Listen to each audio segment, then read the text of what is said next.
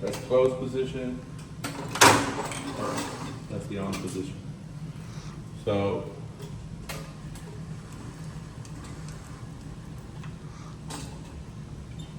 some of the students and mechanics that need to practice on door operators and stuff like that, they'll come in here, make some adjustments, and then, so this one, the reverse still works on it? Yeah, that's the bumper. The reopening device still works on there? And I think that right there is like your door clutch. Yeah, that's your door clutch. Okay, because originally I thought this was like a door restrictor, but realizing this is the clutch that So this one here, hooks onto the your pickup door roll. restrictor will be right here. Oh, okay. So you see how it picks right here? This little metal blade right here will usually drop. When your clutch hits, it'll typically open. It'll push this, it'll spring this door restrictor part up, and then it'll lock your device. So imagine the pickup rollers on your set of doors here. Yep. And then that'll either bump it, close, like right there, you see it? That's typically your door restrictor. Oh, right okay. Okay, because I wasn't sure what it was at first. I thought this was the door restrictor, but realizing this is just like a blade. the door blade. Yeah, it's a door blade, so it keeps it from pulling open, right? So this will pull the hoistway door open. Yep. And this is part of your door restrictor. So this is door blade, door restrictor, and then. Okay, yeah, because whenever someone is stuck in the elevator, you press this in, which will release the The car gate, which we typically call the car gate. the car gate. Yeah, and then you just pull it. You're not gonna. Let me turn off the power. Yeah. Now, Okay. Now try it. Which is still gonna be very difficult. So what most mechanics typically do. Let me give you a hand here. Yeah, okay. Yeah. They'll typically spin it right here. Oh yeah. Oh, okay. Because the mechanical force it takes to push this door open or pull it open is so great that you're typically just going to use where the gears are. It's right here. Okay.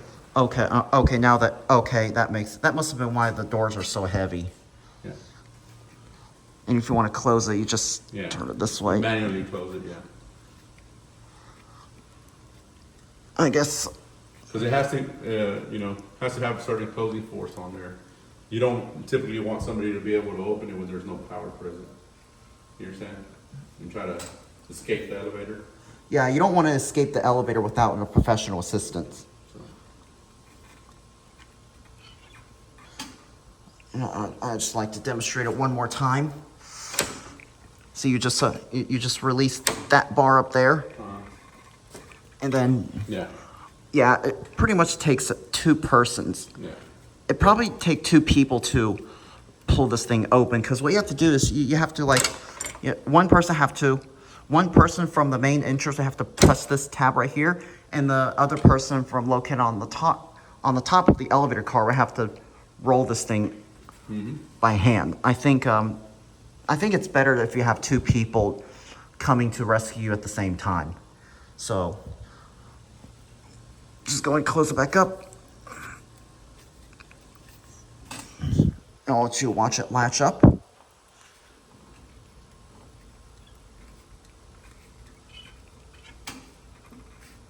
So in this case, right now the door restrictor is up. We have it jammed up right now for demonstrating purposes only.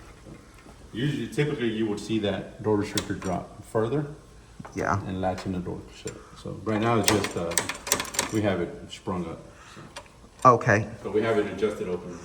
Okay. Oh yeah. I see. When So typically that'll drop about another ½ inch lower, and it'll catch that bar. kind of like this. Yes. Yeah. So it'll drop down. It'll drop down like this, meaning that if you try to open the doors, it's going to block onto this little tab right here. Tab right there, yeah. This little tab. All right. All right. I'm just On curious. the other side. So typically, like if you wanted to learn how to adjust another door operator or door closing speed, door open speed, the limits or anything like that, you typically would do it here. This is kind of an older style. So the resistors are right here.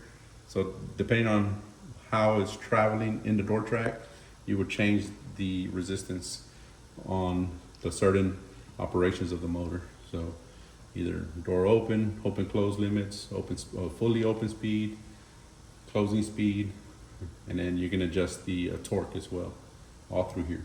So, and then these are the limits right there. Just be careful with that.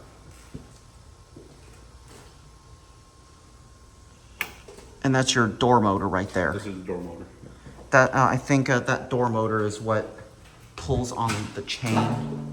Well, the door motor operates this belt, Yep. which then turns this pulley, this gear, which is on the sprocket right there, the chain sprocket, pulls this one here, makes your door operator complete, and it pulls the door open. So yeah. I wonder, do they have this control system on a real elevator, or it's just this This just is a just sample? this is just a sample. Oh, a sample. Yeah. So basically, so this is, if this switch could work. Plug it back in. So typically, for demonstrating purposes, we have the push and pull stop system right there. So either we can put it on test, open test. You're testing it open. You're gonna test it close.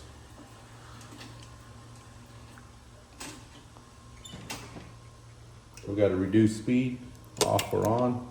But you know, you typically leave it on because it's just a test. And then your normal operations on and off. So you can flip it open.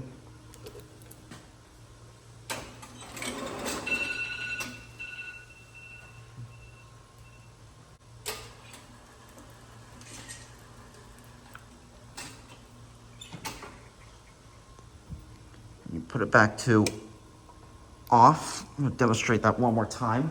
Okay. Watch this.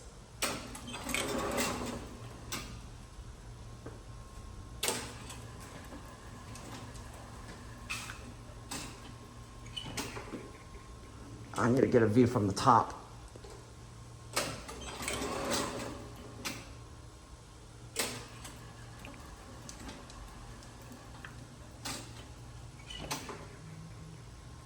See, that is the motor that turns the gear. And the switch you see right here, what you do is OPN means open.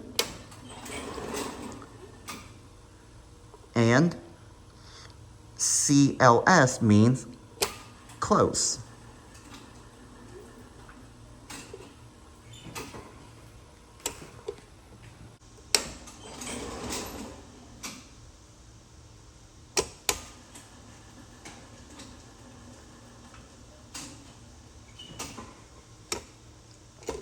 This is definitely a cool elevator door simulation.